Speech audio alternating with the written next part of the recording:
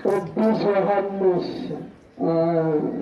ልሳነ ወርቅ በድርሳኑ ወዘወረ ተፈሥሒ ዘተ ቅድስት ድንግል ማርያም ዘተሰጎም እምኔኪ እግዚአብሔር ቃል ወፃምኔኪ ተፈሥሒ ዘተ ማርያም ዘወፃምኔኪ ኖላዊ ኄር ዘባባ ዛሰሶ ለበግ ገደል ወዘወረ ከመ ጸሎቱ ለመትከፍቱ ተፈሥሒ ዘተ ማርያም እንግዲህ ተብኪ ተበትከ ማይሰረ ኄር ማህበሚን ተገደፋ እግዚአብሔር ሰዶም ተፈሥሒ ዘተ ድንግል ማርያም ሞት ቅድስት እንተ መጽሐቅ እግዚአብሔር እንዘዚያ እንደመደመና ብሩህ ወበአውስቴትኪ ተፈሥሒ ዘተ ማርያም ድንግል ዘአስተርአየነ እግዚአብሔር ቃል ዘያርፍ በቅዱሳኑ ተፈሥሒ ዘተ ማርያም ድንግል ዘሰምረ ብኪ እግዚአብሔር የተወለደ እምኔኪ ቃል ዘንሰግድለቱ ምስራኑ ወመንፈስ ቅዱስ ተፈሥሒ ዘተ ማርያም እሙ አንቲ ለዘአርያሁ አነ ተፈሥሒ ዘተ ማርያም ድንግል ዘወለድኪ በአማኑኤል ሊቀ ካህናት ዘዐቀበ ማኅተመ ድንግልናኪ ዕንቆ ባሕርይ እንበለ ምስና እንበለ ልደቱ ረቂቅ ሰላም ለኪ እግዝእተ ማርያም ምንተ ወለድኪ አምላከ ንጉሠ ነገሥት እንዘ ይትወሰት መሠረተ ማኅፀንኪ ደረገ ሰላም ሰላም ለኪ እግዝእተ ማርያም ምንተ ወለድኪ ንጉሠ መጋቤ ኩሉ ፍጥረት እንዘ ይብርሃ ወእንዘ ይትወለድ አንቀጸ ማኅተመ ድንግልናኪ ርስተ ንጹሐን ወተሰመኪ እመ ወአመተ ተወልደት መድኃኒነ ቅዱስ ሰላም ለኪ እግዝእተ ማርያም ድንግል እስመ ረከብኪ ሞገሰ እግዚአብሔር ምስሌኪ ጸልዪ ወሰአሊ ለነ ምሕረተ አመ ፍቁር ወልድኪ ከመ ይፍሬለነ ተፈሥሒ ተአምርሃ እግዝእትነ ንጽሕት ወምልዕት ብርክት ወቅድስት ክብርት ወድሕት ድንግል ወክልኤ ማርያም ወላዲተ አምላክ ጸሎታ ወበረከታ ወምሕረተ ፍቁር ወልዳ የሀብ ምስለ ሀገሪቱ ኢትዮጵያ ምድረ ገነት ወምስለ እምነ ቅድስት ቤተ ክርስቲያን ዶለተ ኩልሙት ለእለ ያምኑ ባቲ ዘእንበለ መሰግናን ዋላውያነ ሃይማኖት ወምስለ ትምክሕትነ ትምህርታ ወላዕለ ኩልነ እለ ጥምቀት ሀበማለም አሜን።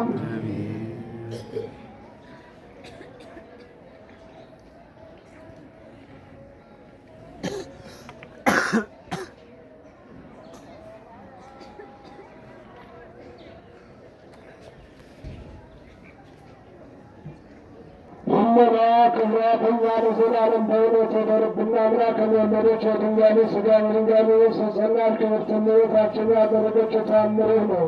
እመቤታችንና ቅዱስ ዮሴፍ በአንድነት ልዑል እግዚአብሔርን ሲያመሰግኑ ኖሩ። ከ9 ወር በኋላ የይሁዳ ዕጣ በምትሆን በቤተልሔም ከዋሻ ውስጥ ሕፃን ጌታ ተወለደ። ስሙንም አማኑኤል አለችው እመብርሃን። ኃጢአቱንም አሰረችው፣ በበረትም አሰኛችው፣ የበለስ ቅጠልም አለበሰችው። በመንገድ መካከል ስለተወለደ ከዚያ የሚያድሩበት ቦታ አልነበረባቸውምና በሰማይ የሚኖሩ ብዙ የመላእክት ሠራዊትን በሰማይ ለእግዚአብሔር ምስጋና ይገባል፣ የሰውን ነጻነት ይሰጠው ዘንድ በምድር ተጀመረ እያሉ መጡ። ሰውን የወደደ ብፁዕ ድንቅ ንጉሥ ክርስቶስ ተገለጠ። ስሙ ቅዱስ ገብርኤል የሚባል መልአክም መንጋቸውን ተግተው ፈጽመው ሲጠብቁ ወደ እረኞች ሰዎች መጣ። እርሱ ከእግዚአብሔር የታዘዘ መልአክ በመካከላቸው ቆመ። የልዑል እግዚአብሔር ብርሃን በላያቸው በራ። በእናንተ የሚደረግ የስም ደስታን እነግራችኋለሁ እንዲህ የሚል ሲሆን ስለነበረ በይሁዳ በቤተልሔም በድንገት ተወልዶአልና። ከዚያም መልአክ ከእሳቸው ዘንድ ወደ ሰብአ ሰገል ወደ ጌታ ተወለደ ብሎ ነገራቸው። ይህም ሰብአ ሰገል ኮከብ እየመራቸው ተነሱ። እጅ መንሻም ወርቅ፣ ከርቤ፣ ዕጣን፣ ሽቱ አመጡለት። ከእነርሱም ዘንድ ደርሰው የተወለደ እስራኤል ንጉሥ ሕፃን ወዴት አለ? በተፈጥሮ ገንዘቡ የሚሆን ኮከብን አይተን እንሰግድለት ዘንድ መጥተናልና አሉት።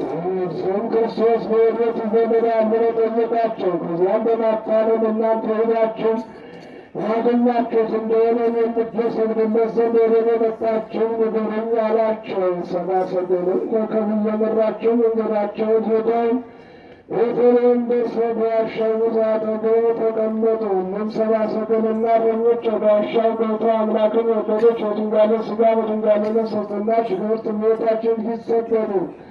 ሳጥናቸውን ከፍተው እጅ መንሻ ዕጣን ከርቤ ዕጣን አቀረቡለት። ጊዜያችን ዕለት በመንፈቀ ሌሊት መልአክ ሄሮድስ ባለበት በኩል እንዳይመለሱ በሕልም ነገራቸው። እነሱም በሌላ መንገድ ተመልሰው መንገዳቸውን ሄዱ። ርጉም ሄሮድስም ሰብአ ሰገል እንደዘበቱበት በሰማ ጊዜ ጭፍሮችን ላከ። በቤተልሔም አካባቢ የነበሩ ስፍር ቁጥር የሌላቸውንም ሕፃናት ገደላቸው። ያን ጊዜ ኤርምያስ በራማ ቃል ተሰማ ብሎ የተናገረው ነገር ደረሰ፣ ተፈጸመ። ይህም ልቅሶ ጩኸት ዋይታ ነው። ልጆቿ ስታለቅስ መረጋጋት አልተቻላትም። ልቅሶንም ትተው ዘንድ አልሆነላትም። ስፍር ቁጥር የሌላቸውን ሕፃናት ሁሉ ሄሮድስ በገደላቸው ጊዜ ከልዑል እግዚአብሔር የታዘዘ መልአክ ለዮሴፍ ተገልጾ ማልዶ ተነስቶ ሕፃኑ ከእናቱ ጋር ይዘህ በኢትዮጵያ አድርገው ወደ ግብፅ ተሰደዱ፣ ተመለስም ብዬ እስክነግርህ ድረስ ከዚያው ቆይ አለው። ዮሴፍም ከምኞታው ተነሳ። አምላክን የወለደች በድንጋሌ ሥጋ በድንጋሌ ነፍስ የጸናች ክብርት እመቤታችንና ልጇን ወዳጇንም ይዘው በግብፅ አድርገው ወደ ኢትዮጵያ ተሰደዱ። እነሱም በኢትዮጵያ በኩል አድርገው ግብፅ እስከሚደርሱ ድረስ ይከተሏቸው እና ይከተሏቸውና ይመሯቸው ነበር። ልቡና ክብራ ለዘላለም በእውነት ወደረብን። አምላክን የወለደች በድንጋሌ ሥጋ በድንጋሌ ነፍስ የጸናች ክብርት እመቤታችን የጽንሳ ወራት በተፈጸመ ጊዜ ከንጉሣዊ ክርስቶስ ቄሳር ሰይፍ ሊቆጠር ዘንድ ትእዛዝ ወጣ። ቅዱስ ዮሴፍ ናዝሬት ከሚባል አገር አምላክን ከወለደች በድንጋሌ ሥጋ በድንጋሌ ነፍስ በጸናች ከክብርት እመቤታችን ጋር ጸንሳ ሳለች ይቆጠር ዘንድ ወጣ። ከዚያም ሳለ የምትወልድበት ቀን ደረሰ። ያን ጊዜ በታኅሳስ 29 ቀን ሰንበት በተባለች ዕለት ማታ እንደ ሰንበት ቆጥሯት ነው እንጂ ሰኞ ለማክሰኞ ነው የተወለደው። ይህ ውርጭ የበዛበት ዕለት ነበር። በቤተልሔም አንዲት ዋሻ ነበረችና አምላክን የወለደች እመቤታችን ከዚያ ገብታ ተክል የተባለ ልጇን የሌሎች በጨርቅም ጠቅላ በበረት ውስጥ አስተኛቸው። ሕፃኑም እንስሶች በክንፋቻቸው በዚያም ያምጡት ነበር። እርስ በርሳቸው የምትፋቀሩ ወገኖቻችን ይህን ትሕትና ፍቅርን እንወቅ። እሱ አምላክ የሁሉ ፈጣሪ ሲሆን እንደ ድኃነ ጨርቅ ተጠቅልሏልና ከሰው ዘራ ተመላለሰ። በከበረ ደሙም ፍጥረትን ያድን ዘንድ መከራን ተቀበለ። እኛ ግን የወፍጤን አዳሪ ስንሆነ ወንድሞቻችን ይቅርታን አናደርግም። ደስ የሚያሰኝ ነገር እንኳን ከቶ አንናገርም። በጎ ሥራም አንሠራም። ከበጎ ሥራም በምንም እግዚአብሔርን አንመስለውም። በፍርድ ቀን እናንተ ኃጢአተኞች ባሮች ወዴት ነበራችሁ? ምን ሠራችሁ ባለን ጊዜ ለልዑል እግዚአብሔር ምን እንመልስለታለን? አስቀድሞ በነቢያት ጋር፣ ሁለተኛ በሐዋርያት ጋር፣ ሦስተኛ በቤተ ክርስቲያን በተሾሙ መምህራን ቃል ነገርኳችሁ። ከማይጠቅም ሥራችሁ ከክፋታችሁ አልተመለሳችሁም። ስለዚህ በፍርድ ቀን ወንድም ወንድሙን አያድንም። እኔም ሰው ለመሆን ወደ እናንተ መጣሁ። በሕፃንነት ተወለድሁ፣ በጨርቅም ተጠቀለልሁ። በመካከላችሁ እየተመላለስሁ ሕይወት መንገድ አስተማርኳችሁ። የዓመፃን ሥራ አራቅሁላችሁ፣ የከበረ ወንጌልም አስተማርኳችሁ። ነገር ግን ትምህርቴን አልተቀበላችሁም፣ ያዘዝኋችሁንም አልፈጸማችሁም እላችኋለሁ። እናንተ የተረገማችሁ ከእኔ ወግዱ፣ ዘላለም እሳት ወደ ዘላለም እሳት ሂዱ ከሚል ከዛቅና ከዚህ ከሚያስጨንቅ ነገር የተነሳ ወገኖቼ እንግዲህ እንፍራ። ለወንድሞቻችን አለማድረጋችሁ ለወንድሞቻችሁ አለማድረጋችሁ ለእኔ አለማድረጋችሁ ነው ሲሆን ጌታችን ተናግሯል። አሁንም እርስ በርሳችሁ የምትፋቀሩ እንደ ውሻ መናከስን እንደ እንስሳ መራገጥን ትታችሁ ጌታ እንዳዘዘን ወደ በጎ ሥራ እንመለስ። ለሰው ሁሉ በጎ ነገር እናድርግ። ለድሆች ወንድሞቻችን እንራራላቸው። አለመታወቂያ እንዳልገደልከው እኛም የበደለ ወንድማችንን ይቅር በለን በለው። ከእናንተ ወገን ውስጥ ያለች ሰው ቢኖር እንዳይበደል የጠበቃት እግዚአብሔር ያስጠበቀው አደራ ናትና፣ ሌላም አይጎድላት። ጠጥቶም አይፈንጭባት፣ ተርቦም ሳለ አይውጣባት። እንስሳ አያደርግምና በሰባት ሕፃናት አይሄድባትም በሕግ አይፈጠርምና ሌላም አይጎልትባት ዓለምነት ዝሙትነት ነውና ጠቆርሽም መከንሽም አበላት እግዚአብሔር የሰጠው አደራ ናትና ወትስባት ስንትን ቢወጣ ይሁን ሚስትን ፈቶ ሚስትን ትቶ ሌላ ከሚያገባ ሌላ ግምት ከሚያስቀምጥ እግዚአብሔር ከዚህ የበለጠ የሚጠላ ኃጢአት የለም።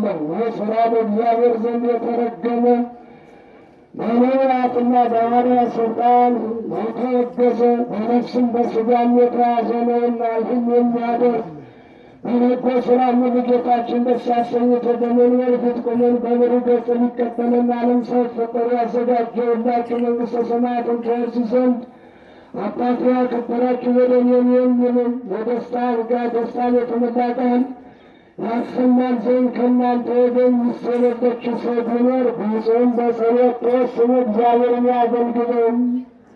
እግዚአብሔር ለክርስቲያን ወገኖችን ደስ የሚያሰኘውን ቃል ያሰማን፣ ሰምተን ከተለወጠ ይድረሰን። ይልቁንም አምላክን የወደደች በድንጋሌ ሥጋ በድንጋሌ የሰጠና ክብርት እመቤታችን ቃል ኪዳኗን አምነን የታምሯን መጽሐፍ የጻፈውን ሰው በእውነት ለዘላለም በሕይወት መጽሐፍ ተጻፈለት። እነሱ ጽሑፍ መመገብ ነበር፣ ግን ወዲያና ወደምትባክኑ ትድሩ አቡነ ዘበሰማያት ብትቆሙ ምን ትሆናላችሁ? መቼም ባክናችሁ መጣችሁ። እሺ አንድ ጊዜ ቁጭ ትላላችሁ ያላችሁ መጣችሁ ትስቅ ብላችሁ ብትሆኑ ትንሽ መንገዳችሁ ወቀጣችሁና ትባክኑ መቼም ያገ ቁጭ በሉ እንዳላችሁ ቁጭ